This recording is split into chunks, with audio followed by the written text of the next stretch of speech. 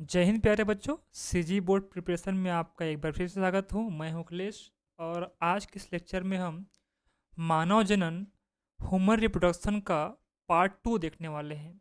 ठीक है। इससे पहले हमने पार्ट 1 में देखा था कि मेल रिप्रोडक्शन सिस्टम किस प्रकार से होता है, किस प्रकार से स्पर्मेटोजेनेसिस होता है, किस प्रकार से स्पर्म की संरचना होती है, इन सब को देखा था। इस चैप्टर में हम या इस पार्ट में हम इस बार फीमेल रिप्रोडक्टिव सिस्टम देखेंगे, यानी कि मादा जनन तंत्र को देखने वाले हैं। चलिए वीडियो को शुरुआत करते हैं। ठीक है। तो चैप्टर है 3, ह्यूमन रिप्रोडक्शन, मानव जनन। आप वीडियो को अंत तक देखेंगे। पार्ट 2 होगा ये और आपका 12th बायोलॉजी का है। इससे पहले हम कुछ इंपॉर्टेंट क्वेश्चन देख लेते हैं। पहला जो क्वेश्चन है, चलिए क्वेश्चन को पढ़ते हैं कि स्त्री जनन तंत्र का नामांकित आरेख बनाकर निम्न भागों का एक एक प्रमुख कार्य आपको लिखना है। ये जो क्वेश्चन है वो सीजी बोर्ड में 2 बार क्वेश्चन पूछा गया था, 2020 और 22 में। अब आपको डायग्राम भी बनाना है फीमेल रिप्रोडक्टिव सिस्टम का और दिए गए निम्न भागों का एक प्रमुख कार्य लिखना है। अब कौन कौन से भाग होंगे? अंडवाहिनी, जिसको हम फेलिपियन ट्यूब कह रहे हैं, झालर, फिम्बरी, अंडाशय, ovary. Make a label diagram of the female reproductive system and write one major function of each of the following parts, fallopian tubes, fimbriae and ovary. तो पहला क्वेश्चन हम समझ गए। नेक्स्ट जो क्वेश्चन है वो फीमेल रिप्रोडक्टिव सिस्टम से ही है। अंडाशय की अनुप्रस्थ काट यानी कि ट्रांसफर सेक्शन, जिसको हम टीएस सेक्शन कहते हैं, का नामांकित आरेख बनाइए, अथवा अंडाशय की आंतरिक संरचना का चित्र बनाकर कोई 3 का नामांकन आपको करना है। ये जो क्वेश्चन है आपको सीजी बोर्ड 2022 में पूछा गया था। Draw a label diagram of a transfer section of an ovary और draw a diagram of the internal structure of the ovary and name any 3। ठीक है। नेक्स्ट क्वेश्चन की ओर बढ़ते हैं। क्वेश्चन नंबर 3 है मानव के अंडाशय, इसका मतलब है फीमेल की जो ओवरी होती है उसका क्या करना है आपको? अनुप्रस्थ काट बनाना है। ठीक है। चित्र बनाते हुए निम्नलिखित को नामांकित कीजिए। रुधिर वाहिकाएं। ठीक है। देखिए एक प्रकार यहाँ पे 2 क्वेश्चन हैं। अंडाशय, ठीक है, अंडाशय में उसका डायग्राम बनाना है, नामांकन करना है। ये क्वेश्चन 2019 में पूछा गया था। इसमें क्या करना है आपको? रुधिर वाहिकाएं, ग्राफी पुटिका और अंडाणु, इनको आपको क्या करना है? नामांकन करना है। ठीक है। Question draw a cross section, इसको हम ट्रांसफर सेक्शन कह रहे हैं, diagram of a human ovary and label the following blood vessels, Graafian follicles and ovum. ठीक है। नेक्स्ट क्वेश्चन, प्रश्न चौथा है अंड जनन क्या है? अंड जनन की संक्षिप्त व्याख्या कीजिए। ये क्वेश्चन 2024 में आ चुका है, ये वेरी इंपॉर्टेंट है, इसको एक बार पढ़ लेंगे आप। What is oogenesis, briefly explain oogenesis. जिस प्रकार से हमने शुक्राणु जनन की प्रक्रिया देखी थी उसी प्रकार हम फीमेल में अंडाणु के निर्माण की प्रक्रिया को भी देखेंगे। इसको हम कहते हैं अंड जनन या फिर ऊजेनेसिस। ठीक है। आगे बढ़ते हैं। पांचवा है अंडाणु जनन व शुक्राणु जनन में कोई 3 अंतर लिखना है। हम दोनों पढ़ने के बाद हम दोनों का अंतर समझेंगे कि किस प्रकार से फीमेल में किस प्रकार से अंडाणु बनते हैं, उसको हम अंडाणु जनन कह रहे हैं, और किस प्रकार से पुरुष में या मेल में शुक्राणु का निर्माण हो रहा है उसे हम क्या कहेंगे? शुक्राणु जनन यानी कि स्पर्मेटोजेनेसिस कहते हैं। तो right any 3 differences between oogenesis and spermatogenesis. 3 अंतर पूछा गया है, 3 नंबर का क्वेश्चन होगा। चलिए बढ़ते हैं नेक्स्ट क्वेश्चन की ओर। छठवां क्वेश्चन, आतर्व चक्र क्या है? आतर्व चक्र का नियमन कौन सा हार्मोन्स करते हैं? ये क्वेश्चन सीजी बोर्ड 2020 और 23 में पूछा गया है। अब आतर्व चक्र को आप ऐसे नहीं समझेंगे, इसको हम कहते हैं मेंस्ट्रुअल साइकिल, इस मासिक धर्म कहते हैं, जो फीमेल में प्रत्येक 28 दिनों के बाद एक महामारी के रूप में आती है। इसको हम आतर्व चक्र या इसी को मेंस्ट्रुअल साइकिल या रजो धर्म कहते हैं। ठीक है। तो पूछा है कि आतर्व चक्र क्या है और इस आतर्व चक्र को, इस मेंस्ट्रुअल साइकिल को रेगुलेट करने वाले कौन कौन से हार्मोन्स कार्य करते हैं, इनके बारे में क्वेश्चन पूछा गया है बोर्ड में। ठीक है। नेक्स्ट क्वेश्चन है अपरा क्या है? अपरा से स्रावित होने वाले कोई 2 हार्मोन्स के नाम लिखने हैं। ये जो क्वेश्चन सीजी बोर्ड 2023 में क्वेश्चन पूछा गया था। What is placenta, name any 2 hormones secreted from the placenta. आगे इस क्वेश्चन को हम पढ़ेंगे। नेक्स्ट क्वेश्चन है कि प्रसव क्या है? व्हाट इज पार्चुरेशन, इसी को हम डिलीवरी या चाइल्ड बर्थ कहते हैं। ठीक है। प्रसव को प्रेरित करने वाले कौन से हार्मोन शामिल हैं? देखिए, तो हार्मोन्स के भी आपको नाम को ध्यान रखना है कि आप बुक पढ़ेंगे या तो मैं आपको पढ़ाऊंगा ही। ठीक ठीक है? जब बुक वगैरह पढ़ेंगे तो बुक में इसका आंसर आपको मिल जाएगा। ये जो क्वेश्चन है वो 3 बार पूछा गया था। सीजी बोर्ड में 2019 में क्वेश्चन पूछा गया है, 20 में क्वेश्चन पूछा गया था और 23 में भी क्वेश्चन पूछा गया है। व्हाट इज़ डिलीवरी पार्चुरेशन, या इसी को हम चाइल्ड बर्थ कह रहे हैं। Which hormones are involve in inducing labours, है ना भाई? कि प्रसव को प्रेरित करने वाले जो हार्मोन्स होंगे उसको आपको लिखना है। ठीक है, नेक्स्ट जो क्वेश्चन है वो देखिए, हर बार हर साल एक सामाजिक मुद्दों को लेकर क्वेश्चन होता है जो आपके चैप्टर में दिया गया है। तो क्या क्वेश्चन है देखिए, हमारे समाज में लड़कियों को जन्म देने का दोष महिलाओं को ही दिया जाता है। क्वेश्चन को ध्यान से समझना है। अक्सर हम आसपास रहते हैं अपने सोसाइटी में, तो अगर किसी एक फीमेल्स की गर्ल चाइल्ड होती है, ठीक है, गर्ल बेबी चाइल्ड होती है, तो हमेशा वो जो जन्म देने वाली जो माता होती है उनको जिम्मेदार ठहराते हैं कि आपकी वजह से लड़की पैदा हुई है। ठीक है, अभी कितना सही है कितना गलत है इसका हम आंसर आगे देखेंगे। तो हमारे समाज में है, समाज अभी भी है, हमारे समाज में लड़कियों को जन्म देने का दोष महिलाओं को दिया जाता है। बताइए कि यह क्यों सही नहीं है? ठीक है, बिल्कुल सही नहीं है ये, है ना? इसका हम आंसर देखेंगे। In our society woman are blamed for giving birth to girl, tell me why this is not correct. ठीक है, हमको पता है कि करेक्ट नहीं है, वो क्वेश्चन में दिया है कि करेक्ट नहीं है, बस पूछा है कि क्यों नहीं करेक्ट। आपको जस्टिफाई करना है, आपको प्रूव करना है, साइंटिफिकली प्रूव करना है। आप बायोलॉजी के स्टूडेंट हैं तो आपको बायोलॉजी के रूप में बताना होगा किस प्रकार से लिंग निर्धारण का काम करता है। ठीक है, तो वहाँ पर एक्स एक्स और एक्स वाई क्रोमोजोम का हेर फेर होगा, तो वहाँ उसको हम लास्ट क्वेश्चन को देखेंगे। ठीक है, चलिए, वीडियो थोड़ा लंबा हो सकता है, ध्यान से इसको आराम से देखिए, पॉज करके देखिए, लिख लिख कर देखिए, क्वेश्चन को बना कर देखिए। रिवीजन का मतलब होता है आपको सारे क्वेश्चन का प्रैक्टिस करना। ठीक है, तो किसी प्रकार से हड़बड़ी नहीं है, आराम से, अगर आपको आवाज़ नहीं आ रही है तो हेडफोन लगा कर देखिए, लेकिन इसको देखिए और अपने तैयारी को और स्ट्रांग बनाइए। चलिए आगे बढ़ते हैं।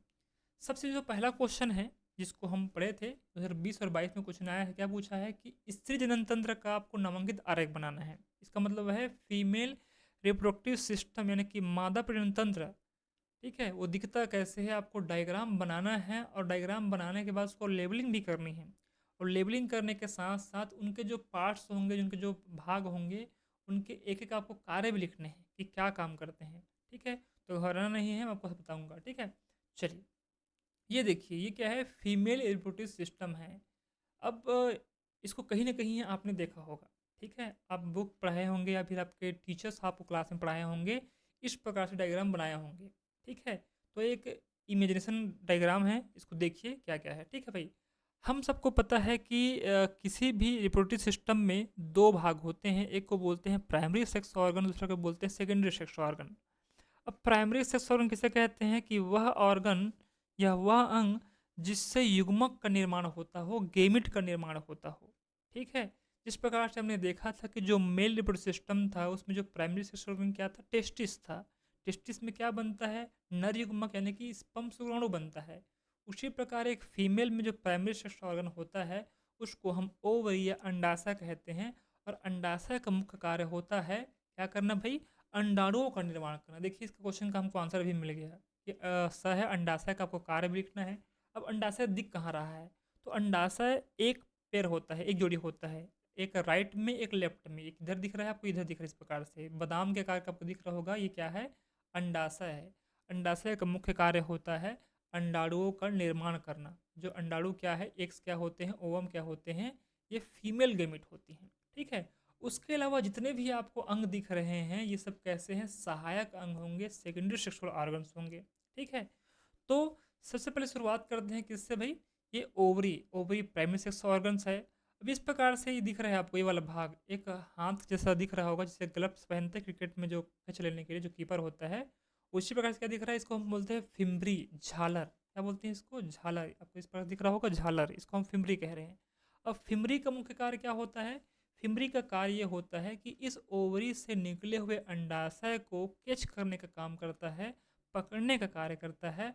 और पकड़ने के बाद इस प्रकार से जो नली दिख रही है इसको हम फेलिपियन नली, इसी को हम ओविडक्ट या इसी को अंडवाहिनी कहते हैं। ठीक है, तो फिमरी क्या करती है, इस ओवरी से निकले अंडाणु को कैच करके इस फेलिपियन नली में की ओर ढकेलने का काम करती है, पुश करने का काम करती है, इसे हम फिमरी कह रहे हैं। तो आपको अंडाशय का भी कार्य समझ आ गया और आपको फिम्बरी का भी कार्य समझ आ गया। दूसरी बात क्या है भाई, तीसरा क्या है, फेलिपियन ट्यूब यानी कि अंडवाहिनी। अंडवाहिनी कैसे होते हैं, एक पेड़ होते हैं, एक इधर दिख रहा है यहाँ से लेकर यहाँ तक, अगर यहाँ से लेकर यहाँ तक मैं दिखाऊं तो ये क्या है, फेलिपियन ट्यूब यहाँ पर है और ये वाला फेलिपियन ट्यूब यहाँ पर है, ठीक है। इसे ही हम अंडवाहिनी कहते हैं, इसी को हम ओविडक्ट कहते हैं, ठीक है, जनन नलिका कहते हैं, ठीक है। अब इस भाग का मुख्य कार्य क्या होता है, फेलिपियन ट्यूब ही वह पार्ट होता है जिस भाग पर मेल और फीमेल गेमिट आपस में मिलकर जाइगोट का निर्माण करते हैं। इस प्रक्रिया को कहते हैं निषेचन, यानी कि फर्टिलाइजेशन की प्रक्रिया कहाँ पर होती है, अंडवाहिनी पर होती है। तो मुझे उम्मीद है कि आपको तीनों चीज़ें, फेलिपियन ट्यूब्स, फिम्बरी एंड ओवरी, तीनों का कार्य आपको समझ आ गया होगा, ठीक है। ये जो भाग दिख रहा है बीच वाला भाग, यहाँ से लेकर यहाँ तक, इस भाग को कहते हैं क्या भाई, गर्भाशय। हमको पता है या आपको पता है, इसको हम बच्चेदानी भी कहते हैं कभी कभी, ठीक है। जो गर्भाशय होता है इसको हम वॉर्म भी कहते हैं। इस गर्भाशय में जो जाइगोट बनने के बाद एम्ब्रियो आके क्या होती है, यहाँ पर स्टिक होती है, यहीं पर बच्चे का ग्रोथ होता है, ठीक है, डेवलपमेंट होता है एक फीटस का, ठीक है। फिर देखिए आपको ये गर्भाशय के चारों ओर या इधर ऊपर इधर है ना, इस प्रकार से क्या है आपको, अब मांसल रूप से अब मोटी परत आपको दिख रही होगी, लेयर दिख रहे होंगे, वॉल दिख रहे होंगे जो मस्कुलर होते हैं। अब ये जो वॉल होते हैं, इस वॉल को हम गर्भाशयी वॉल कहते हैं, यूट्राइन वॉल कहते हैं। यूट्राइन वॉल मेनली 3 लेयर का बना होता है। अगर हम अंदर से बाहर की ओर जाएं, यानी कि यहाँ से लेकर हम बाहर की ओर जाएं, तो 3 लेयर होते हैं। सबसे जो अंदर की ओर जो लेयर है इस लेयर को बोलते हैं एंडोमेट्रियम लेयर। यही लेयर है जहाँ पर जाइगोट का जो एम्ब्रियो होता है, जाइगोट बनने के बाद जो एम्ब्रियो डेवलपमेंट होता है, एम्ब्रियो यहीं पर आकर क्या होता है, स्टिक हो जाता है, इम्प्लांट हो जाता है। इस भाग को हम कहते हैं एंडोमेट्रियम वॉल। ये एंडोमेट्रियम वॉल के टूटने से ही क्या होता है, मेंस्ट्रुअल साइकिल होता है, उसमें क्रैम्प्स आते हैं, ब्लड यहाँ पे स्पॉन्जी हो जाता है, यहीं से टूट जाता है, ठीक है। इसको हम क्या कहते हैं, एंडोमेट्रियम कहते हैं। एंडोमेट्रियम के बाद जो परत होती है इसको बोलते हैं मायोमेट्रियम, यानी कि बीज का परत, ठीक है। और सबसे जो लास्ट बाहरी परत होती है, इस परत को हम कहते हैं पेरीमेट्रियम। इसका मतलब क्या हो गया, अगर हम अंदर से बाहर की ओर जाएं तो एंडोमेट्रियम, मायोमेट्रियम, पेरीमेट्रियम, ठीक है। ये जो ऊपरी भाग है उसको बोलते हैं यूट्राइन फंडस, ठीक है। ये जो भाग है उसको यूट्रस कहते हैं। अब ये जो गर्भाशय की जो सक्रिय भाग होती है, इस सक्रिय भाग को कहते हैं हम सर्वाइकल कैनाल, इसी को हम बर्थ कैनाल भी कभी कभी कह देते हैं। और सबसे नीचे जो भाग दिख रहा है, इस भाग को कहते हैं, सबसे जो आउटर भाग होता है इसको हम कहते हैं वेजाइना या योनि। योनि वही भाग है जिस भाग पर पेनिस आकर पेनिट्रेट करता है, ठीक है, मेल ऑर्गन्स। तो इसको हम वेजाइना कहते हैं, योनि कहते हैं। और योनि और गर्भाशय के बीच में एक सक्रिय नली होती है, उस भाग को हम कहते हैं सर्विक्स या ग्रीवा। क्या कहते हैं, सर्विक्स या ग्रीवा। तो मुझे उम्मीद है कि आपको ये डायग्राम आपको समझ आ गया होगा, एग्जाम में अगर आए तो उसको बना लेंगे, ठीक है। आगे बढ़ते हैं। अब समझते हैं कि प्राथमिक अंग कौन है और द्वितीयक अंग कौन है, ठीक है। तो प्राइमरी सेक्स ऑर्गन होता है अंडाशय। क्या होता है, ये वाला, ये जो आपको दिख रहा है ये क्या है, ये है अंडाशय, ठीक है। इसके बारे में बात कर रहे हैं। तो प्राइमरी सेक्स ऑर्गन क्या होता है, अंडाशय। तो मादा जनन तंत्र में अंडाशय क्या होता है, मुख्य जनन अंग होता है, प्राइमरी सेक्स ऑर्गन होता है, ठीक है। स्त्री में क्या होता है, फीमेल में एक जोड़ी यानी 1 पेयर बादाम के आकार के अंडाशय उदर गुहा के निचले भाग, यानी कि जो एब्डोमिनल कैविटी, जो पेट वाला भाग है ना, उसको हम एब्डोमिनल कैविटी या उदर गुहा कहते हैं। उसके निचले भाग पर क्या होता है, गर्भाशय के दोनों तरफ एक एक संख्या में स्थित होती हैं, ठीक है भाई।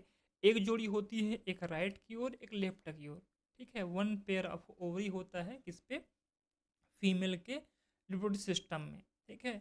प्रत्येक जो अंडाशय यानी जो ओवरी है उसकी साइज देखते हैं कितना हो सकता है, लगभग ये 4 सेंटीमीटर लंबा होता है। कितना होता है, 4 सेंटीमीटर लंबा होगा और 2.5 सेंटीमीटर चौड़ा होता है। याद रखिएगा कि जो अंडाशय है वो 4 सेंटीमीटर लंबा होगा और 2.5 सेंटीमीटर चौड़ा होगा और 1.5 सेंटीमीटर मोटा होगा, ठीक है। इतना आपको ध्यान रखना है। अब आगे बढ़ते हैं सेकेंडरी सेक्स ऑर्गन के रूप में। तो क्या आएगा, अंडवाहिनी। अंडवाहिनी को बोलते हैं फेलिपियन ट्यूब, से इसी को हम ओविडक्ट कहते हैं। ये भी कैसे होती हैं, एक जोड़ी होती है, एक लेफ्ट की ओर, एक राइट की ओर, ठीक है। सेकंड है गर्भाशय, ठीक है। गर्भाशय एक होता है, ठीक है, इसको यूट्रस कहते हैं। सेकंड क्या है, योनि। योनि भी कितनी होती है, एक। और बहुत सारे कुछ ग्लैंड्स होते हैं। आप देख रहे हैं फीमेल सिस्टम, एक जोड़ी अंडाशय, एक जोड़ी अंडवाहिनी, एक गर्भाशय, योनि तथा योनि अंग, और इससे रिलेटेड कुछ ग्लैंड्स वगैरह होते हैं। ठीक है, आगे बढ़ते हैं। इस डायग्राम को आप अभी बना कर देखेंगे, हर वीडियो को पॉज कीजिए और इसको बना कर देखिए, बिना देखे बना कर देखिए। अगर ये क्वेश्चन आ जाए तो आपसे बनना चाहिए। तो बच्चों आगे देखते हैं मादा यानी कि स्त्री जनन प्रजनन के भाग और उनके कार्य। पहला जो अंग है उसको हम कहते हैं प्राथमिक अंग, प्राइमरी सेक्स ऑर्गन, अंडाशय। अंडाशय कार्य क्या होता है? अंडाणुओं का निर्माण करना, ओवम का निर्माण करना। ओवम क्या है? फीमेल गेमिट है। इसके अलावा क्या करता है? अंडोत्सर्ग करता है। तो अंडाणुओं का अंडाशय से बाहर निकलना ही अंडोत्सर्ग कहलाता है, ओवल्यूशन कहलाता है। मेंस्ट्रुअल साइकिल के 14 डे पे क्या होता है? अंडाशय से अंडाणु के बाहर निकलने की प्रक्रिया को हम अंडोत्सर्ग कहते हैं।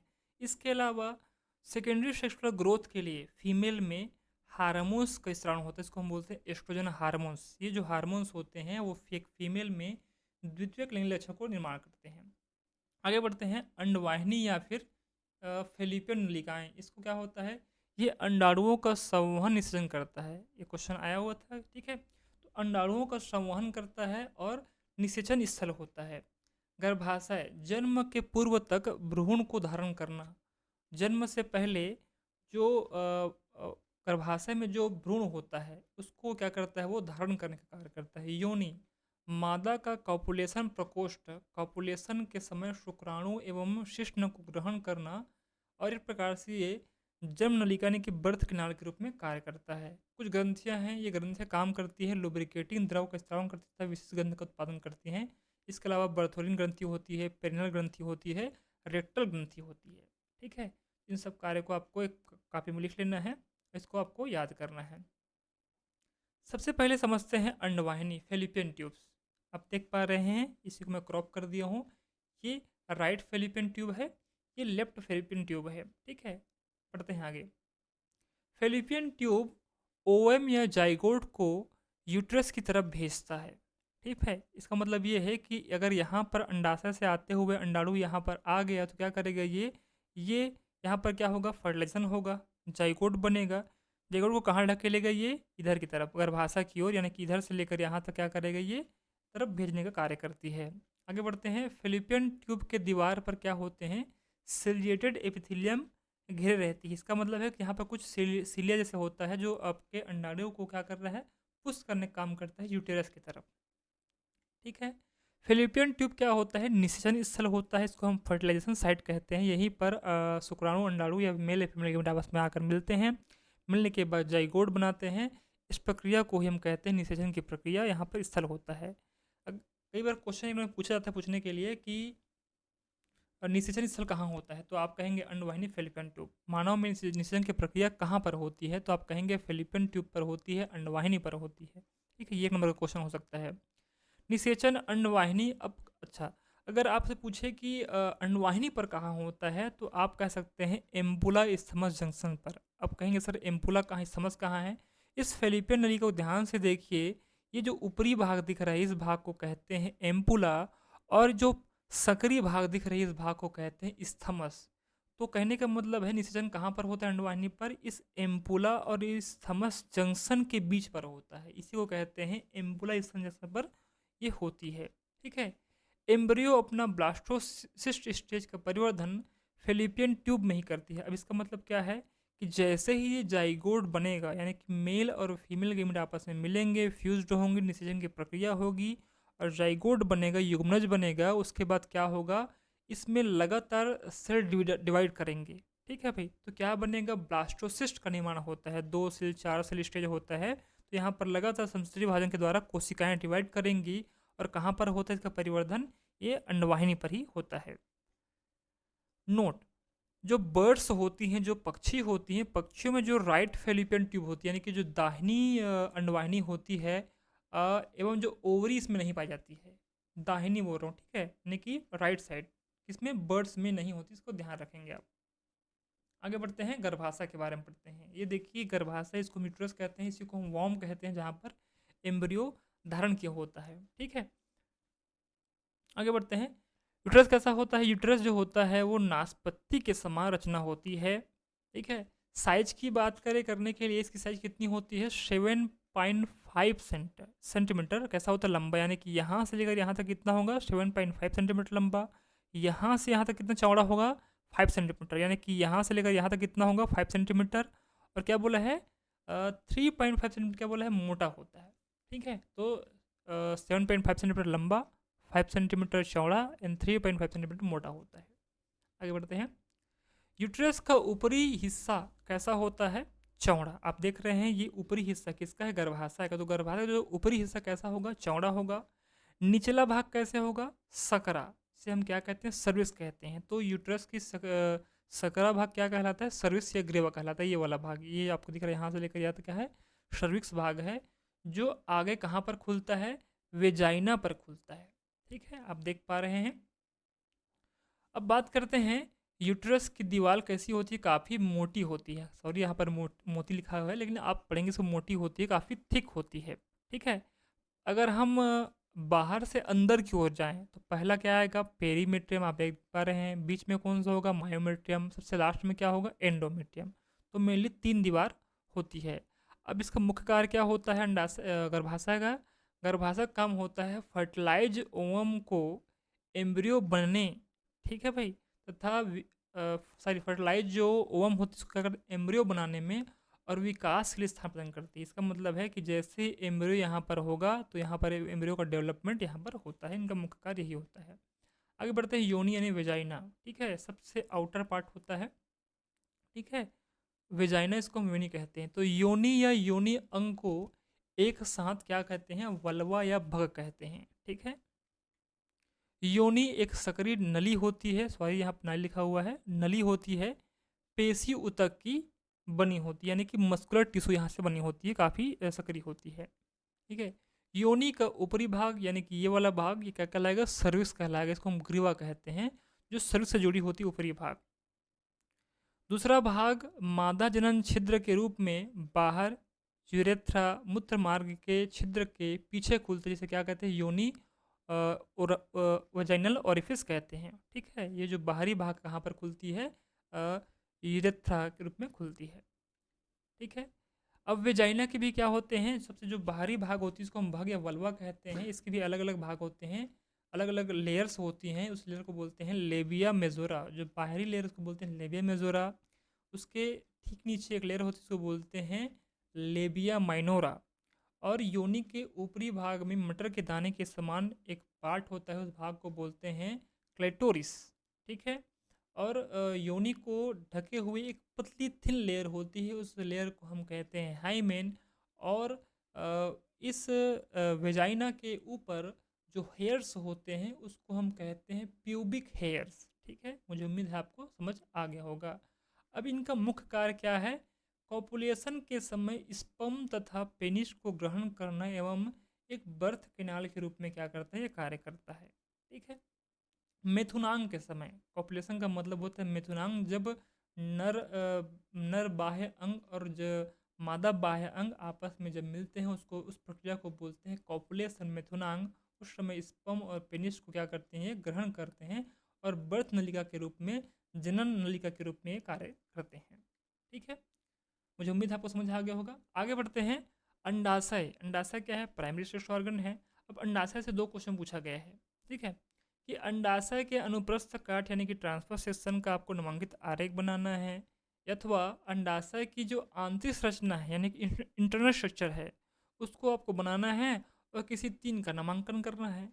कब क्वेश्चन पूछा गया था? CG 2022 में क्वेश्चन पूछा गया था। नेक्स्ट क्वेश्चन क्या है? सेम वही क्वेश्चन है कि मानव के अंडाशय का अनुप्रस्थ काट का चित्र बनाते हुए निम्नलिखित को नामांकित करना है, जो दिया गया उसको नामांकित करना है। ये क्वेश्चन 19 में पूछा गया, तो क्वेश्चन 2 बार आ चुका है, 19 में और 22 में CG बोर्ड में, ठीक है। तो पहला क्या है? किसको नामांकन करना है? रुधिर वाहिकाएं यानी कि ब्लड वेसल्स को आपको बताने हैं, आपको वहाँ पर नामांकन करना है, लेबलिंग करना है। दूसरी बात क्या है भाई? ग्राफी पुटक यानी कि ग्राफियन फॉलिकल्स होते हैं, उनको आपको डिस्क्राइब करना है, लेबल करना है। और लास्ट क्या है? अंडाणु को दिखाना है, ठीक है, वहाँ पर आपको शो करना है। चलिए क्वेश्चन कर सकते हैं। ये जो डायग्राम है आपको बुक में मिल जाएगा, चित्र नंबर 3.8 स्त्री के अंडाशय का अनुप्रस्थ काट, यानी कि transfer section of female ovary. ठीक है, ओवरी तो फीमेल में ही होती है। तो ओवरी क्या है, प्राइमरी सेक्स ऑर्गन है। ये डायग्राम है, आपको 3 नामांकन करना है। क्या करना है आपको, ब्लड वेसल्स को बताने हैं, ग्रेफियन फॉलिकल्स को बताने हैं, और आपको क्या बताना है, कहाँ पर एग है, ओवम कहाँ है, इसको बताना है। ठीक है, तो देखिए ये जो सबसे बाहरी भाग आपको दिख रहा है इस प्रकार, इसको बोलते हैं मेसोवेरियम। क्या बोलते हैं इसको, इसको हाइलस या फिर मेसोवेरियम कहते हैं। यहाँ से क्या निकलती है देखो, इस प्रकार से बहुत सारे ब्लड वेसल्स होते हैं। ठीक है, और चारों ओर एक लेयर बनी हुई है इस प्रकार से, इस लेयर को बोलते हैं जर्मिनल एपिथेलियम लेयर। ठीक है, उसके बाद क्या होता है, इसमें बहुत सारे प्राइमरी फॉलिकल्स होते हैं, जैसे को ovum and single layered of follicle sales. ठीक है, ये जो फॉलिकल सेल्स होते हैं ये आगे चलकर क्या होंगे, पहले सिंगल लेयर होते हैं प्राइमरी फॉलिकल्स, फिर क्या होंगे, डबल लेयर्ड हो जाएंगे। यानी कि फॉलिकल्स में देखो डबल डबल लेयर बन जा रहे हैं, इसको बोलते हैं डबल लेयर फॉलिकल्स। ठीक है, ये धीरे धीरे क्या होंगे, मेच्योर फॉलिकल्स बनेंगे। फिर इन फॉलिकल्स के बीच में क्या होंगे, कुछ एंट्रम यानी कुछ खोखली स्थान, कुछ गुहा बन जाएगी, उसको बोलते हैं एंट्रम फॉर्मेशन।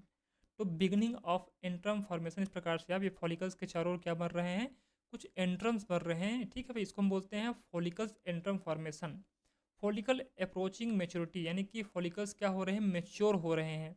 फिर क्या होगा, इंटर्म बनने के बाद ये जो एक फॉलिकल से क्या हो जाएंगे, एक मेच्योर फॉलिकल बन जाएंगे, और इसके बीच में क्या होता है, ओवम। तो आपको इसी को डिस्क्राइब करना, ओवम।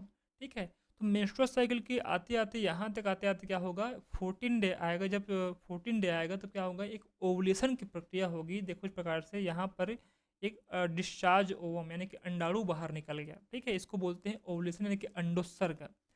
कब होता है, 14 डे पे होता है मेंस्ट्रुअल साइकिल के। ठीक है, जो डिस्चार्ज ओवम होता है उसके बाद क्या बनता है, कॉर्पस लुटियम का निर्माण होता है। तो यहाँ लिखा है corpus haemorrhagicum ruptured follicles filled with the blood clot.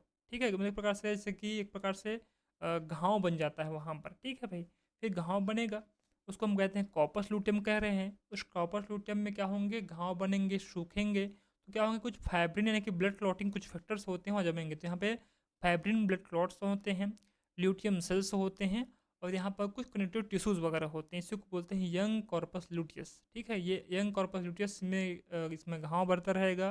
फिर आगे क्या होगा, कॉर्पस लुटियम क्या फुली फॉर्म्ड हो जाएंगे। ठीक है, और कॉर्पस होने के बाद क्या होंगे, ये फिर से ये नए फॉलिकल्स बनाने के लिए तैयार हो जाएंगे।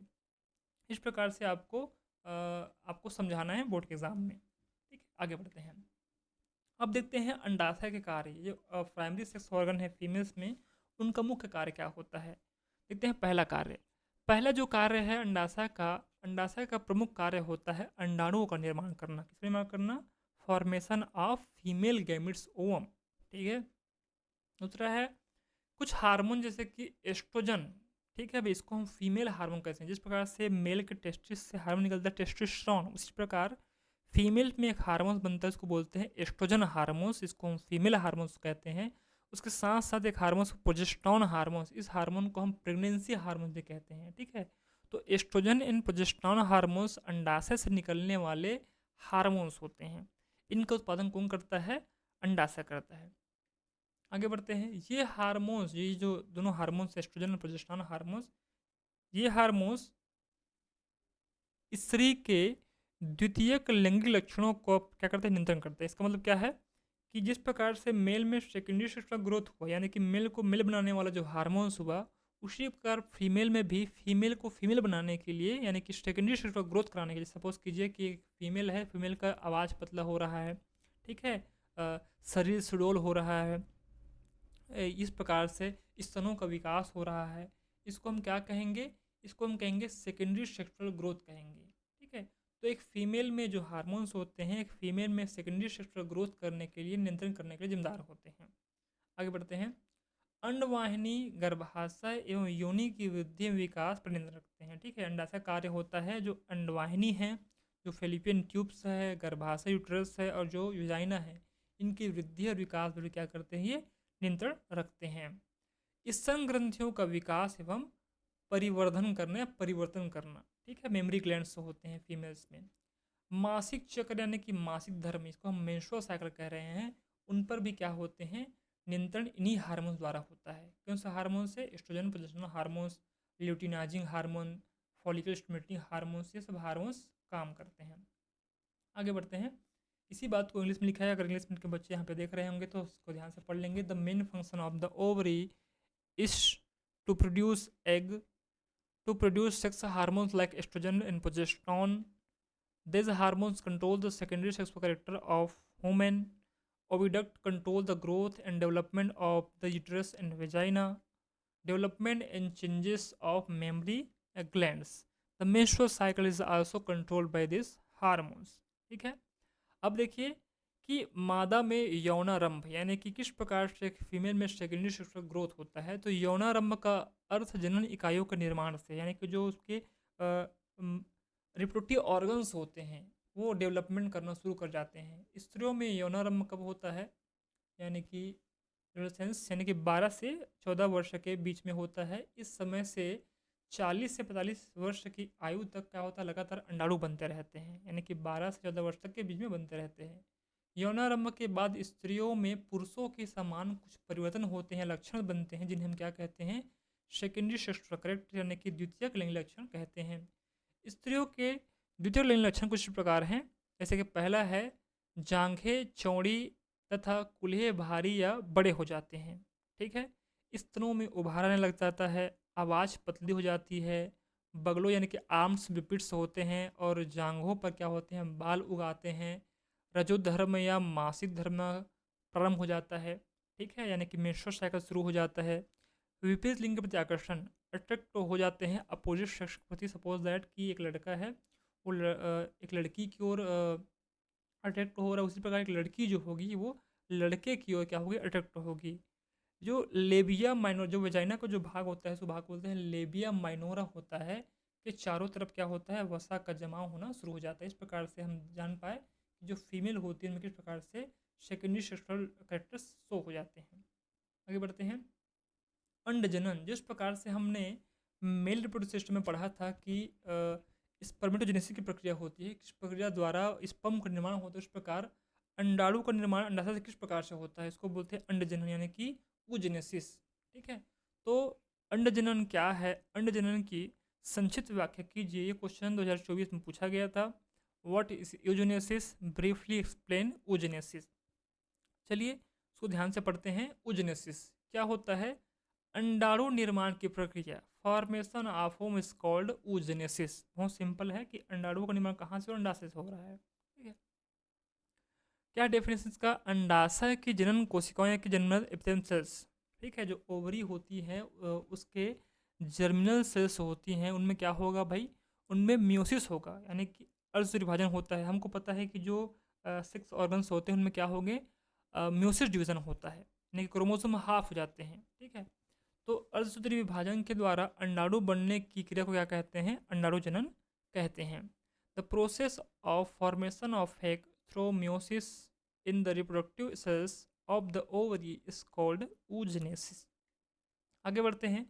यह क्रिया लंबे समय तक चलती है रहती है और मादा की भ्रूणी अवस्था में शुरू हो जाती है। इसका मतलब है कि जो अंडाणु बनने की प्रक्रिया है, जब एक फीमेल, एक जो बच्ची होती है, एक गर्ल्स होती है, वो जब अपने माँ के गर्भ में होती है तो एम्ब्रियोनिक स्टेज में ही इनका बनना शुरू हो जाता है और लगभग 40 से 45 वर्षों तक वर्ष की उम्र तक ये चलती रहती है। कभी कभी यह 55 साल तक ही भी चलती रहती है। मादा में 1 महीने में केवल एक अंडाणु परिपक्व होता है। इसका मतलब क्या है कि मैंने कहा कि 1 पेयर ऑफ ओवरी, तो होगा क्या कि 1 महीने में केवल एक अंडाणु भी परिपक्व हो जाते हैं। अगर पहले माह में बाएं अंडाशय का अंडाणु परिपक्व हुआ है तो दूसरे माह में दाहिने अंडाणु परिपक्व हो जाते हैं। इसका मतलब ये है कि 2 ओवरी हैं, तो एक एक माह में क्या हुआ, राइट साइड से अगर कोई अंडाणु मेच्योर हो गया तो दूसरा मंथ में क्या होगा, लेफ्ट साइड से जो अंडाणु होगा वो मेच्योर हो जाएगा। ठीक है। तो बारी बारी होता है, एक साथ नहीं होता है। तो मादा में अंडाणु निर्माण से क्या होता है, ऋतु चक्र से संबंधित होता है, यानी मेंस्ट्रुअल साइकिल जुड़ा होता है।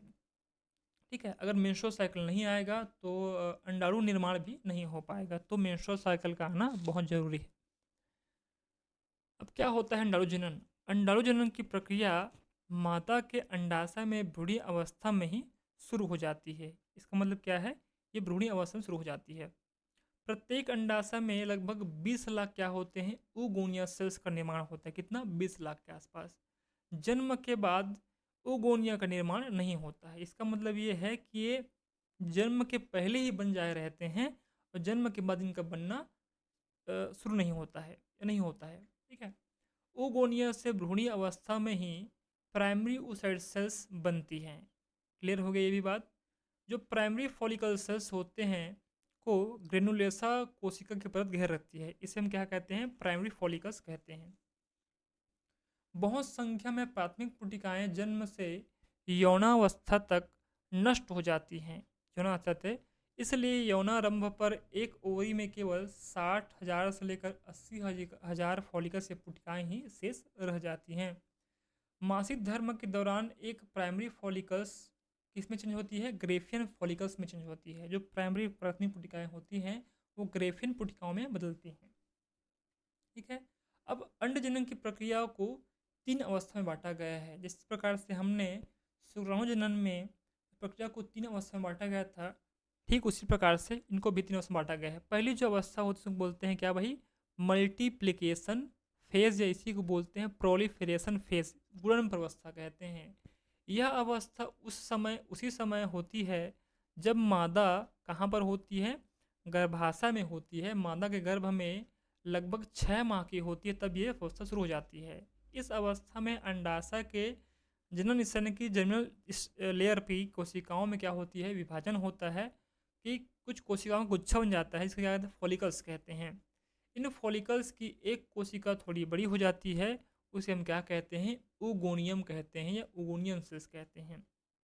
नेक्स्ट जो फेज है इसको बोलते हैं ग्रोथ फेज, यानी कि ये oogonia है उसमें ग्रोथ होगा, इसको हम वृद्धि अवस्था कह रहे हैं। यह अवस्था भी जब मादा गर्भ में रहती है तभी पूरी हो जाती है। इस अवस्था में oogonia आकार में भोज्य पदार्थों को एकत्र कर लेने के कारण बड़ी हो जाती है। इसे हम क्या कहते हैं, प्राइमरी oocytes कहते हैं। आगे डायग्राम से समझेंगे। लास्ट जो फेज है इस फेज को बोलते हैं मैचुरेशन फेज या परिपक्वन प्रवस्था। यह प्रवस्था मादा में 11 से 13 वर्ष की उम्र में लगभग 45 वर्ष से चलती रहती है। इसका मतलब है कि जो मल्टीप्लिकेशन फेज है और ग्रोथ फेज है, ये दोनों फेज कहाँ होंगी, ये माँ के गर्भ में होती है जब बच्ची रहती है, ठीक है, फिटस में होती है। लेकिन जो मेचुरेशन फेज है वो कब से शुरू होगी, जब से मेंस्ट्रुअल साइकिल शुरू होगा और लास्ट आधे तक, इसे क्या बोलते हैं, 45 ईयर्स तक चलती रहती है। इस अवस्था में प्राथमिक oocytes में क्या होंगी, 2 अर्धसूत्री विभाजन होते हैं और यह परिपक्व अंडाणु और ध्रुवीका यानी कि पोलर बॉडीज में परिवर्तित हो जाते हैं। आगे हम इसको देखेंगे। ठीक है। जिस प्रकार से मैंने स्पर्मेटोजेनेसिस का डायग्राम बनाया था, ठीक उसी प्रकार से मैंने oogenesis डायग्राम बनाया है। ठीक है। इसको फ्लो चार्ट समझते हैं। सबसे पहले क्या होता है, इसमें 3 फेज होती हैं, मल्टीप्लिकेशन फेज, ग्रोथ फेज और मेचुरेशन फेज। ठीक है, आपको 1 2 3। तो पहला फेज को देखते हैं क्या भाई, मल्टीप्लिकेशन फेज। इस फेज में क्या होगा, ये जो प्राइमोडियल जर्म सेल्स हैं, इसको हम आदि जनन कोशिका कह रहे हैं, इनमें क्या होगा, समसूत्र विभाजन होगा। इसका मतलब है ये क्रोमोजोम समान होंगे जब कोशिकाएं बटेंगी, 2 से 4 होंगी तो। ठीक है। इसको हम कह रहे हैं, देखो 2n से क्या हो रहे हैं, 2n बन रहे हैं, यानी कि 2 कोशिकाएं बन गई, यानी कि समसूत्र विभाजन यहाँ पर हो गया। उसे क्या बोलेंगे, oogonia यानी कि अंडजनन कोशिका। इनमें फिर क्या होगा, इसमें फिर समसूत्र विभाजन होगा, फिर क्या है, 2 से 4 बन जाएंगे, यहाँ से 1, वहाँ से 1 2, कितने बन गए, 4 बन गए। अब इसमें क्या होगा, ये जो सेल्स होंगे ये क्या करेंगे, ग्रोथ करेंगे, भोज्य पदार्थ कर लेंगे, फिर ग्रोथ करेंगे, फूल जाएंगे। इसे हम क्या कहते हैं, प्राइमरी oocytes कहते हैं, यानी कि प्राथमिक पुटिकाएं कहती हैं। प्राथमिक पुटिका में क्या होगा, फिर इसके बाद परिपक्वम अवस्था आएगी। अब परिपक्वम अवस्था को बोलते हैं मेचुरेशन फेज। इसमें क्या होगा, मियोसिस डिवीजन होगा, यानी कि क्रोमोसोम कैसे हो जाएंगे, हाफ हो जाएंगे, 2 बार होगा। तो मियोसिस फर्स्ट में क्या होगा, ये जो प्राइमरी oocytes हैं इसमें विभाजन होगा, तो क्रोमोसोम कैसे होंगे, एन एन, यानी कि हाफ हो गए, 2 कोशिकाएं बन गई। ठीक है भाई। इनमें से जो एक कोशिका को कहते हैं फर्स्ट पोलर बॉडी। ठीक है भाई, इसको प्रथम ध्रुवीकाय कहते हैं। और जो सेकंड जो कोशिका बनेगी उसको बोलते हैं सेकेंडरी oocyte सेल्स। ठीक है भाई। इस सेकेंडरी oocyte सेल्स में भी क्या होंगी, मियोसिस सेकंड होंगी, लेकिन ये जो मेसिस होंगी ये समशुद्धि के समान होती है, यानी कि एन से ये एन ही बढ़ रही है, तो एन एन क्या होगा, एन। ठीक है। तो एक कोशिका क्या होगी, ये ओवम होगी। इसका देखो यहाँ पर क्या होगा, केवल एक ही अंडाणु बन रहा है बनने के लिए। स्पर्मेटोजेनेसिस में क्या हुआ था, इसमें 4 स्पर्म बन रहे थे बनने के लिए, इसमें कितने बन रहे हैं, एक ही बन रहे हैं। सेकंड क्या होगा, सेकंड होगा सेकेंडरी पोलर बॉडी। कभी कभी देखा गया है कि जो फर्स्ट ध्रुवीय है इसमें और एक डिवीज़न होता है, इसमें क्या होगा, अतिरिक्त पोलर बॉडी बन जाती है। ये हमेशा नहीं बनती है, कभी कभी होती है। तो मुझे उम्मीद है आपको समझ आया होगा, इसको आप बनाकर एक बार देखेंगे।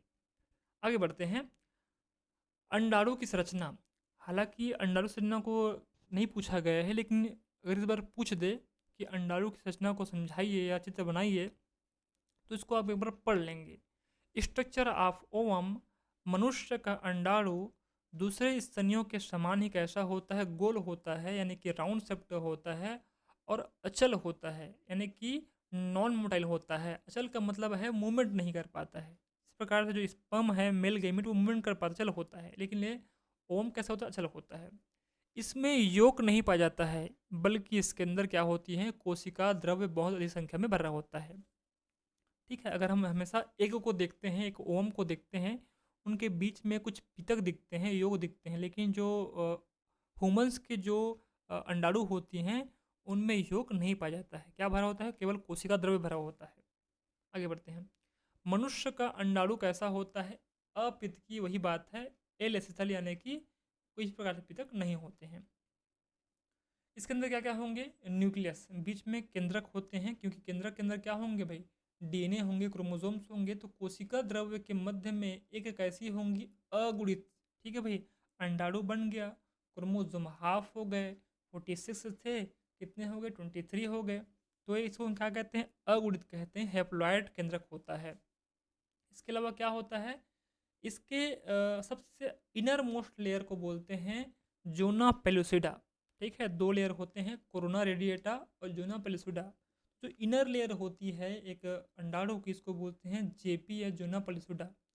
पूरा अंडाणु एक स्त्रावी पारदर्शक अकोश की झिल्ली, ठीक है भाई, यूनिसेल अकोश की झिल्ली से घिरा रहता है, जिसे क्या कहते हैं, जोना पेलुसिडा कहते हैं। सॉरी, आगे बढ़ते हैं।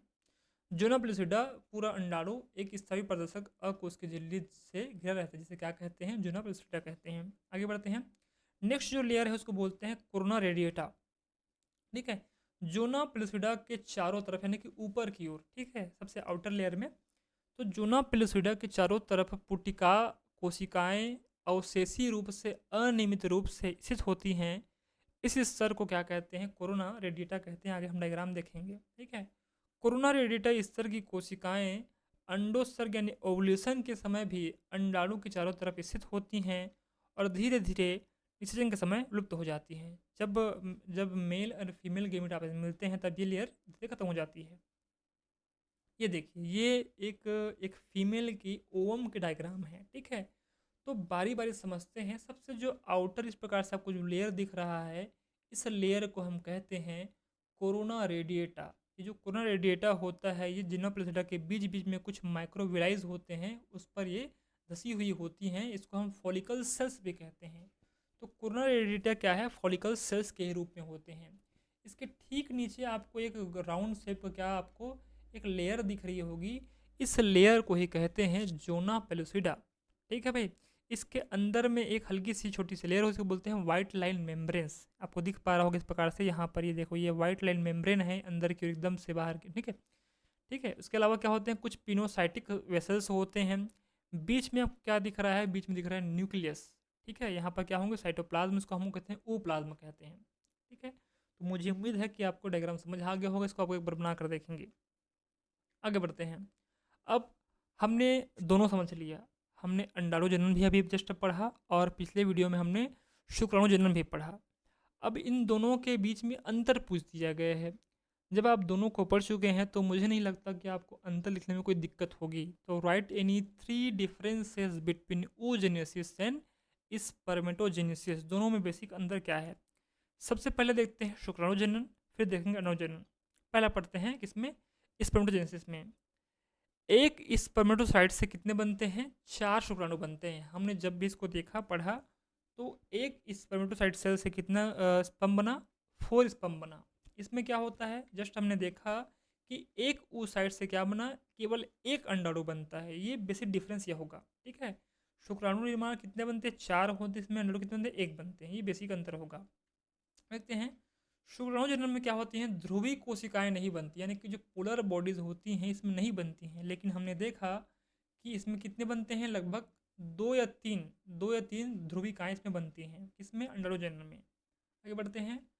शुक्राणु जनन में सभी विभाजन कैसे होते हैं? समान होते हैं, ठीक है। लेकिन इसमें कैसे होंगे? ये असमान विभाजन इसमें देखा गया है।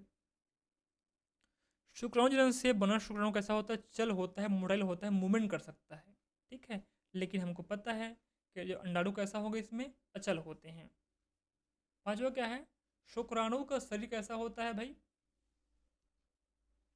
सिर, धड़, पूंछ में बटा होता है। हमने जब स्पर्म का स्ट्रक्चर देखा था तो हमने देखा था कि हेड होता है, मिडिल पीस होता है, टेल होता है, नेक होता है, ठीक है। लेकिन जो ओम होती है वो अचल होती है और गोलाकार होती है, ठीक है। इस प्रकार से बेसिक अंतर है। तो मुझे उम्मीद है आपको समझ आ गया होगा। इसी को हम इंग्लिश में पढ़कर पढ़ते हैं कि 4 sperm are formed from 1 spermatocyte cells and eggs in form from 1 oocytes. Polar cells are not formed in spermatogenesis. 3 polar cells are formed in oogenesis. All division in spermatogenesis are similar, but unequal division are found in oogenesis. The sperm produced by spermatogenesis is mobile and motile. The egg formed through oogenesis is immobile, it means non-motile. अचल होते हैं। The body of sperm is divided into head, trunk जिसको हम नेक कह रहे हैं या फिर मिडिल पीस कह रहे हैं, एंड टेल में डिवाइडेड होती हैं। बट जो एग्स होते हैं वो कैसे होते हैं? स्फेरिकल्स होते हैं, गोलाकार रचना इसमें देखने को मिलती हैं। आगे बढ़ते हैं। आतर्व चक्र। अब आतर्व चक्र क्या है? जैसे ही एक फीमेल, एक स्त्री, एक लड़की 11 से 12 वर्ष की एज में पहुंचती है तो उसके शरीर में कुछ विशेष बदलाव होती हैं। योनि मार्ग के द्वारा रक्तों का बहाव होता है, ठीक है। तो प्रत्येक 28 दिन के बाद गर्भाशयी रूप से एक चक्र चलता रहता है। इस चक्र को हम मेंस्ट्रुअल साइकिल कहते हैं। तो क्वेश्चन में पूछा गया है कि व्हाट इज मेंस्ट्रुअल साइकिल और विच hormones regulate the menstrual cycles. यानी कि आतर्व चक्र यानी मासिक धर्म क्या है, जिसको मासिक धर्म कहते हैं सिंपल भाषा में। मासिक धर्म क्या है? मासिक मतलब होता है महीने में आने वाला, चक्र मतलब कि बार बार होने वाला, ठीक है। इस मेंस्ट्रुअल साइकिल को कंट्रोल करने के लिए, रेगुलेट करने के लिए कौन से हार्मोन्स जिम्मेदार हैं, ये पूछा गया है। तो सबसे पहले समझते हैं व्हाट इज मेंस्ट्रुअल साइकिल। प्रत्येक स्त्री के प्रजनन काल, इसका मतलब है 11 से 13 वर्ष से लेकर 40 से 45 वर्ष तक के बीच तक, है ना भाई, एक टाइम पीरियड होता है, में गर्भावस्था को छोड़कर, यानी कि प्रेगनेंसी को छोड़कर प्रति 26 से 28 दिन की अवधि समय पर गर्भाशय से क्या निकलता है भाई? रक्त निकलता है। और रक्त संग क्या क्या होता है? इसकी आंतरिक दीवार से कुछ श्लेष्म का स्त्राव होता है, ठीक है भाई। कब कब होता है? 28 दिन के हर एक दिन बाद गर्भाशय की दीवार से ब्लड लॉस होता है, ठीक है भाई, ब्लड स्थगित होती है। और उनके एंडोमेट्रियम की दीवार से क्या होती है? कुछ श्लेष्म, कुछ म्यूकस का स्त्राव होता है। ये जो स्त्राव होता है, ब्लड लॉस होता है, वो लगभग 3 से 4 दिन तक चलता है, वेरी करता है, डिपेंड करता है फीमेल्स के ऊपर, ठीक है। इसे हम क्या कहते हैं? ऋतु स्त्राव कहते हैं, रजोधर्म कहते हैं, अथर्व चक्र भी कहते हैं, और मासिक धर्म यानी कि मेंस्ट्रुअल्स एंड मेंस्ट्रुअल साइकिल्स भी कहते हैं। तो मुझे उम्मीद है आप रिलेट कर पा रहे होंगे, एक फीमेल होंगी तो, और मेल हैं उसको समझ रहे होंगे, ठीक है। आगे बढ़ते हैं। यह एक निश्चित समय अंतराल पर बार बार होता है, फिक्स टाइम होगा, फिर बार बार होता है। इस कारण से क्या कहते हैं? इसे हम मासिक ऋतुस्राव या मेंस्ट्रुअल साइकिल कह रहे हैं। आपको समझ आ गया होगा। मेंस्ट्रुअल साइकिल 12 से 13 वर्ष तक की लड़कियों में शुरू होता है। इसका शुरू होना बाल्यावस्था के अंत को व्यक्त करता है। अगर एक फीमेल में मेंस्ट्रुअल साइकिल शुरू हो रहा है, इसका मतलब ये है कि उसमें यौनावस्था शुरू हो गई है, वो बड़ी हो चुकी हैं और उसमें बाल्यावस्था का अंत हो चुका है, वो बच्चे नहीं रह गए हैं, ठीक है। इसके प्रारंभ होने के बाद गर्भधारण यानी प्रेगनेंसी हो सकती है, ठीक है। तो एजुकेटेड रहेंगे आप। स्त्रियों में माह में केवल एक बार क्या होता है? अंडोत्सर्ग होता है। मैंने आपको पहले बताया था कि 2 अंडाशय होते हैं, तो एक माह में एक ओर से अंडाणु बनते हैं और दूसरे माह से दूसरे अंडाणु बनते हैं। अंडोत्सर्ग का मतलब होता है अंडाणु का बाहर निकलना अंडाशय से। यह अंडोत्सर्ग दोनों अंडावस्थाओं में क्या होती हैं, बारी बारी से होती हैं। रजोनिवृत्ति मेनोपॉज, ठीक है भाई, हम समझ गए कि 12 से 13 वर्ष में मेंस्ट्रुअल साइकिल शुरू होता है। लेकिन एक फीमेल्स में एक खास वक्त होता है जब मेंस्ट्रुअल साइकिल आना बंद हो जाता है, ठीक है। उस अवस्था को बोलते हैं रजोनिवृत्ति या मेनोपॉज। स्त्रियों में 40 से 45 वर्ष के बाद ऋतुस्राव नहीं होता है। इस अवस्था को रजोनिवृत्ति या मेनोपॉज कहते हैं। रजोनिवृत्ति के बाद प्रेगनेंसी या गर्भधारण की क्षमता समाप्त हो जाती है। वो बच्चे कंसीव नहीं कर पाएंगे क्योंकि ओवम नहीं बन पाएगा, ठीक है। लेकिन पुरुषों में ऐसा नहीं होता। पुरुषों में लगभग लाइफ टाइम या फिर 70-80 ईयर्स तक ये स्पर्म्स बनते रहते हैं, हाँ, लेकिन उसकी फर्टिलिटी वेरी हो सकती है, ठीक है। तो मुझे उम्मीद है आपको ये समझ आ गया होगा। आथर्व चक्र का नियंत्रण अब कौन कौन हार्मोन करता है? तो इसमें फीमेल हार्मोन्स होंगे। तो कौन कौन से हार्मोन होंगे? गोनाडोट्रोपिन हार्मोन्स होंगे, एस्ट्रोजेंस हार्मोन्स होंगे, एलएच यानी कि ल्यूटिनाइजिंग हार्मोन्स, एफएसएच इसमें होता है फॉलिकल स्टिमुलेटिंग हार्मोन्स, और प्रेगनेंसी हार्मोन जिसको हम प्रोजेस्टेरोन हार्मोन्स कह रहे हैं। ये 3-4 हार्मोन्स होते हैं जो मेंस्ट्रुअल साइकिल को रेगुलेट करते हैं। कभी कभी क्या होता है कि एक फीमेल्स में रेगुलर मेंस्ट्रुअल साइकिल नहीं आ पाता है, तो जब हम गायनेकोलॉजिस्ट के पास जाते हैं तो वहाँ पर वो आपके हार्मोन्स को चेक करते हैं कि कहीं तो हार्मोन इम्बेलेंस तो नहीं हो गया है। तो L H F S H और प्रोजेस्टेरोन हार्मोन्स के लेवल को अप डाउन देखते हैं, कुछ मेडिसिन देते हैं, और ये हार्मोन्स नॉर्मल्स आ जाते हैं, ठीक है। या कई बार जो एसिडिस रोग होते हैं, सेक्सुअल ट्रांसमिटेड डिजीज होती है, इसकी वजह से भी कभी कभी नहीं आता है। तो गायनेकोलॉजिस्ट को इसको दिखाना चाहिए अगर नहीं आता है तो, ठीक है। चलिए आगे बढ़ते हैं। इसी बात को इंग्लिश में लिखा हुआ है, duration the reproductive period of every humans from 12 to 13 years of age to 40 to 45 years of age, except during pregnancy. There is secretion of blood from the uterus and the mucus of its inner wall of every 26 to 28 days. This discharge list from 3 or 4 days. It is also called menstrual discharge, menstrual or menstrual cycles, ठीक है। This happen again and again at a fixed interval of time. Hence, it is also called menstrual cycle. Menstrual start is girl aged 12 and 13 years. Its onset mark the end of childhood, and pregnancy can occur after its onset. Women ovulate only once a month. This ovulation occur alternately in both of the ovary. Menopause. Menstruation does not occur in women after 40 to 45 years. This condition is called menopause. After menopause, the ability to conceive cases यानी कि loss हो जाते हैं होने के लिए। Regulate of menstrual cycle, GTH hormones, oestrogen hormones, LH, FSH in progesterone hormones. ये देखिए मेंस्ट्रुअल साइकिल का चक्र है। सबसे पहले क्या होगा कि फॉलिकुलर फेज होता है। फॉलिकल फेज जब होगा तो फॉलिकल्स का निर्माण होता है। जब 1 से लेकर जब 14 देख आएगा तब क्या होगा, एक ल्यूटिनाइजिंग हार्मोन्स बनते हैं। ल्यूटिनाइजिंग हार्मोन्स के बढ़ने से अंडाशय से अंडाणु बाहर निकलते हैं, उसको बोलते हैं ओवुलेशन हो जाना। ओवुलेशन के बाद क्या होगा, अंडाशय बाहर निकल गया, फिर कॉर्पस लूटियम का निर्माण होता है। प्रोजेस्टेरोन ल्यूटियल फेज हो इसको बोलते हैं। ल्यूटियम रिग्रेस प्रोजेस्टेरोन लेस, ठीक है। फिर क्या होगा, मेंस्ट्रुअल साइकिल होगा, ब्लड लॉस होगा। इस प्रकार से एक साइकिल चलते रहता है। इसको बोलते हैं ऋतुस्राव या ब्लड मेंस्ट्रुअल साइकिल कहते हैं। ये क्वेश्चन कब पूछा गया, 20 में क्वेश्चन पूछा गया था, 20 और 23 में, ठीक है। अब नेक्स्ट क्वेश्चन है अपरा क्या है, what is placenta, name any 2 hormone secreted from the placenta. अब जैसा कि हमको पता है कि एक फीमेल ओवरी में या फीमेल ओवम में योग नहीं होता है बच्चों। योग का मेनली काम होता है उस भ्रूण को पोषण देना, न्यूट्रिशन प्रोवाइड करना। लेकिन जब एक ओवम में योग है ही नहीं तो उस एम्ब्रियो को न्यूट्रिशन कैसे मिलेगा, पोषण कैसे मिलेगा। तो प्रकृति ने कुछ इस प्रकार से एक फीमेल को बनाया हुआ है इसके गर्भाशय में कि एक एक नाल दी है, उसको बोलते हैं प्लेसेंटा, ठीक है भाई। प्लेसेंटा और अम्बिलिकल कॉर्ड्स, ये 2 वर्ड हैं, मैं इसको पढ़ाऊँगा। ये दोनों वर्ड से क्या होंगे, इनसे एक कनेक्टिव लिंक बनेगा मदर और किसके बीच, एक उनके फीटस या बच्चे के बीच में, ताकि मदर जो चीज़ भी फूड इन्हेंस या अब्जॉर्ब करे उसको बच्चों को भी मिले ताकि ग्रोथ हो सके, क्योंकि योग तो है नहीं तो कैसे ग्रोथ कर पाएगा। तो वही पूछा है कि व्हाट इज़ प्लेसेंटा, और इसको कंट्रोल करने वाले कोई 2 हार्मोन्स के आपको नाम लिखने हैं। चलिए आगे बढ़ते हैं। ये आपको डायग्राम मिल जाएगा बुक पर नवोद के।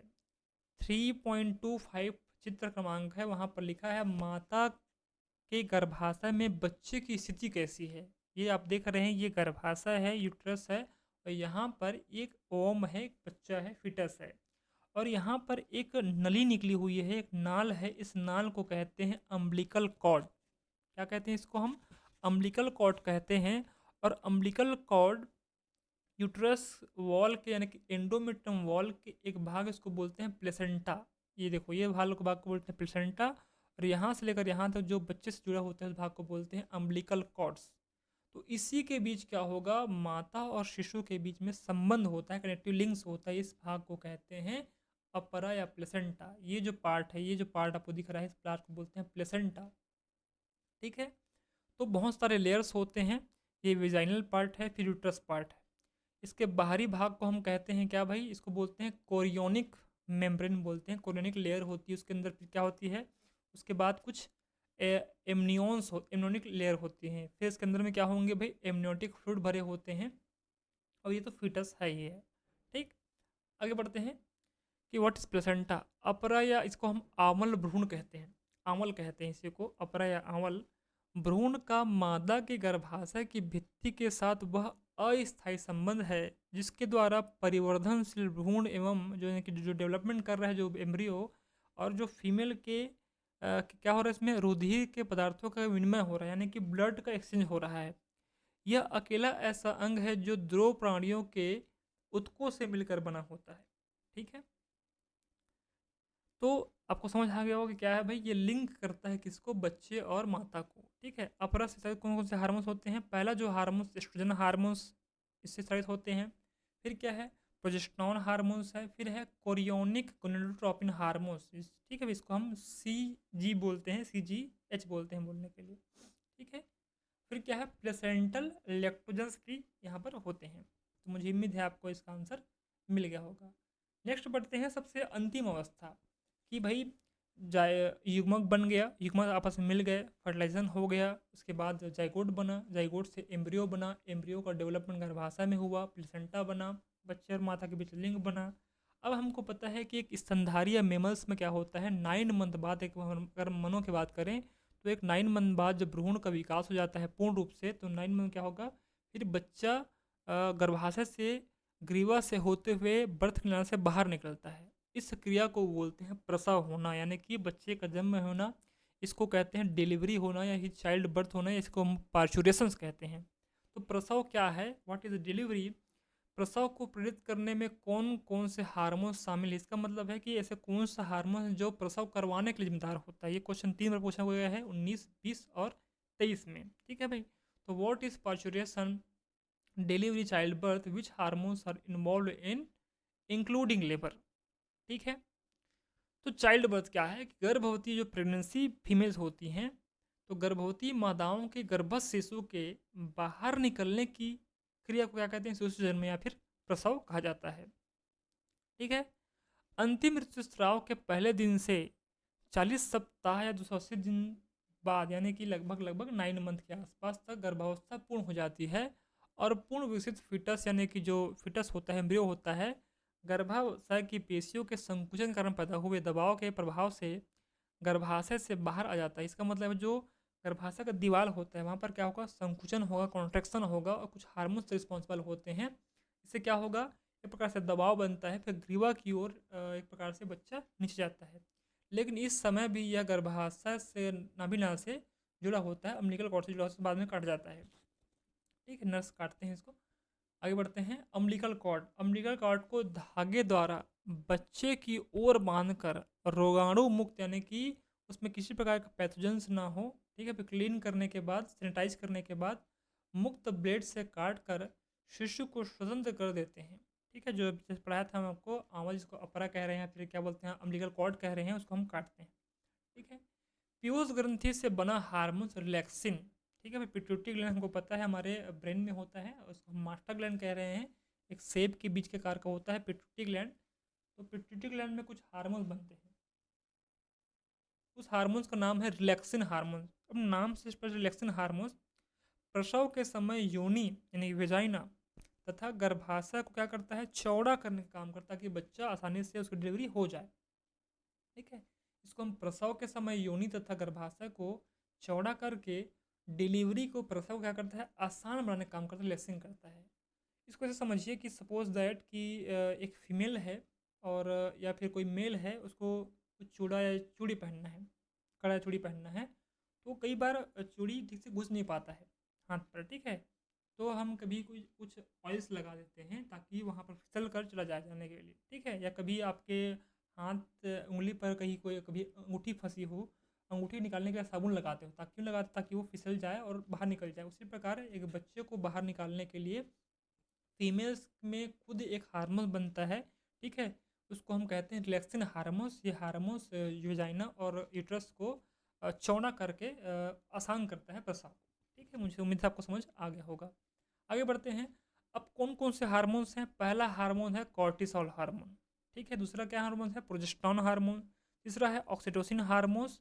ठीक है, ये जो हार्मोन्स आपको समझ आ गए होंगे। Child birth, the process of coming out of the foetus of a pregnant female is called childbirth or delivery.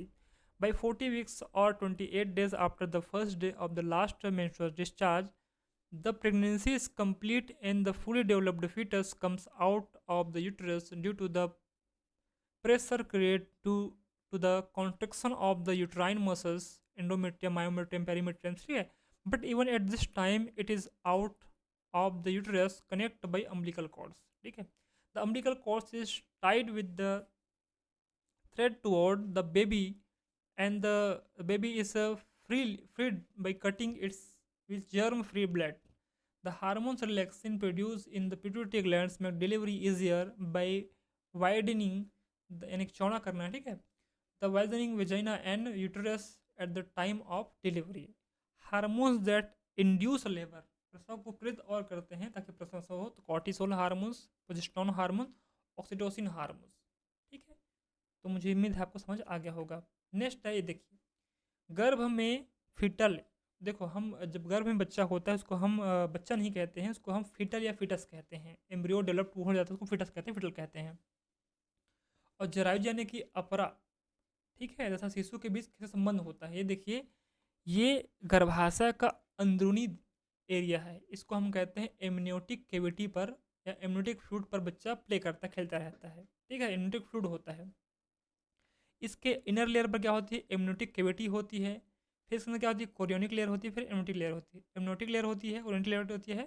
ठीक है, यूट्रस का ये वॉल है, ये फीटस है। फीटस से ऊपर में क्या है? प्लेसेंटा है। ठीक है, लेंटवाइजस है। प्लेसेंटा और इस बच्चे के बीच में एक नाल है, एक कॉर्ड है, इसको बोलते हैं अम्बिलिकल कॉर्ड्स। ठीक है, और ये प्लेसेंटा भाग, इसको हम योक से कह रहे हैं। ठीक है, चाहे चाहे बना सकते हैं। आगे बढ़ते हैं। नेक्स्ट जो क्वेश्चन है वो बहुत इंपॉर्टेंट क्वेश्चन है। इस क्वेश्चन का आंसर आपको देना है कि हमारे समाज में लड़कियों को जन्म देने का दोष महिलाओं को दिया जाता है। ठीक है, हम सोसाइटी में रह रहे हैं और हमको पता है कि जब कभी किसी घर में लड़की होती है तो उनके घर वाले या कोई जो नेरो माइंडेड के होते हैं वो बोलते हैं अरे लड़की हो गई है, और उसका ब्लेम किस पे डालते हैं? उसके माता पे डालते हैं। तो क्या सही है? बिल्कुल सही नहीं है। ठीक है भाई, तो बताइए यह क्यों सही नहीं है, पूछा है बोर्ड बोर्ड क्वेश्चन 22 में क्वेश्चन पूछा। ठीक है, हमारे समाज में लड़कियों को जन्म देने का दोष किस पे डालते हैं? महिलाओं को डालते हैं। तो हम तो बायोलॉजी के स्टूडेंट हैं, हमको इसका आंसर बायोलॉजी से देना होगा। ठीक है, in our society woman are blame for given birth to girl, tell me why this is not correct. Correct बिल्कुल नहीं है, धारणा भी चाहिए इसको। ठीक है भाई, देखिए हम ब्लेम कर रहे हैं। ठीक है, सोसाइटी है, किसी का एक उंगली है या हाथ है, सोसाइटी मांग चलते हैं, इसको टॉन कर रहे हैं, चिढ़ा रहे हैं, कि ब्लेम कर रहे हैं कि आप ही जिम्मेदार हो लड़की को जन्म देने के लिए। ठीक है, बट एक लड़की कहती है कि मेरी क्या ब्लेम्ड है मेरे ऊपर, मैंने क्या किया है? ठीक है, मेल और फीमेल मिल के ही एक बच्चा होता है। ठीक है भाई, उसमें मेल का भी गुण होता है, फीमेल का भी गुण होता है, बच्चा मेरा अकेले का तो नहीं होता है। तो ये बोलती रहती है, लेकिन समाज इसको मानता नहीं क्योंकि पढ़े लिखे नहीं है।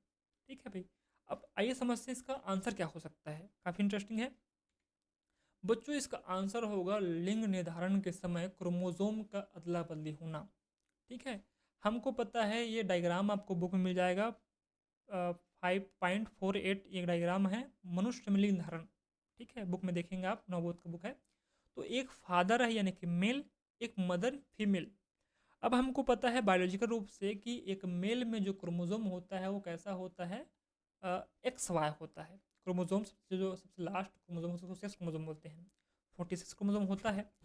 ठीक है, इस प्रकार से तो 44 प्लस एक्स वाई 46 हो गया। 44 45 46 44 45 46। फीमेल में कैसा होता है क्रोमोसोम, एक्स एक्स होता है। तो अगर हम इसके गेमिट बनाएं तो एक्स और वाई, एक्स और एक्स। अब देखो बच्चों, जितना भी आपको डॉटर दिख रहा है, डॉटर में कैसे होंगे, एक्स एक्स होंगे, और सन में कैसे होंगे, लड़के में कैसे होंगे, एक्स वाई होंगे। अब बच्चों ध्यान समझना कि एक फादर का एक्स, एक मेल का एक्स, एक एक्स इसमें से मेल का, और एक एक्स कहाँ से, मदर से आ रहा है। तो क्या हो रहा है, एक्स एक्स एक्स और एक्स, एक्स आ रहा है फादर से, एक एक्स आ रहा है मदर से। एक्स एक्स हो गया, क्या पैदा हुई, डॉटर पैदा हुई। अब ये बताइए कि इसमें एक एक्स कहाँ से आया, कहाँ से आया, मेल से आया। इसका मतलब ये है कि फीमेल होने में रिस्पॉन्सिबल कौन है, मेल भी रिस्पॉन्सिबल है। ठीक है भाई, अगर एक्स क्रोमोसोम मेल से नहीं मिलेगा डॉटर होगा ही नहीं।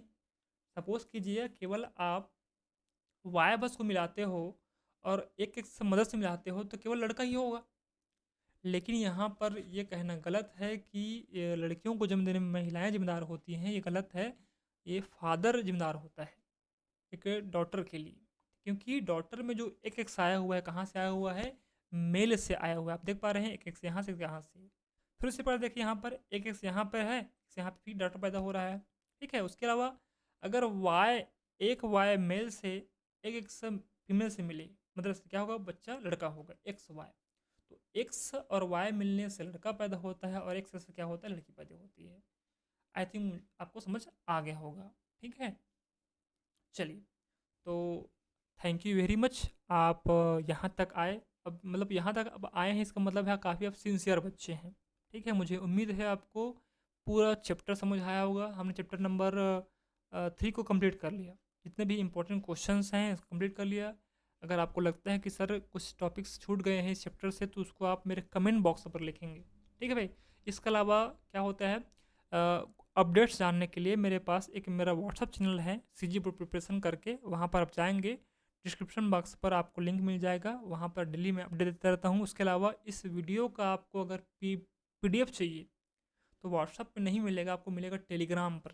तो मेरा टेलीग्राम चैनल है CG बोर्ड प्रिपरेशन करके, वहाँ आप जाइए, लिंक लिंक दे देता हूँ डिस्क्रिप्शन बॉक्स में, वहाँ जाकर आप इसको ज्वाइन कीजिए। वहाँ पर मैं वीडियो का लिंक भी डाल दूँगा, और वीडियो के PDF को डाल दूँगा, इसे डाउनलोड कर लेंगे और इसको पढ़ लेंगे, प्रिंट आउट निकाल लेंगे। ठीक है भाई, अंत में थैंक यू बोलना चाहूँगा www.freepik.com का और नवोद बुक 12th बायोलॉजी का। तो मिलते हैं नेक्स्ट चैप्टर नंबर 4 जनरल स्वास्थ्य को पढ़ेंगे। तब तक के लिए थैंक यू वेरी मच।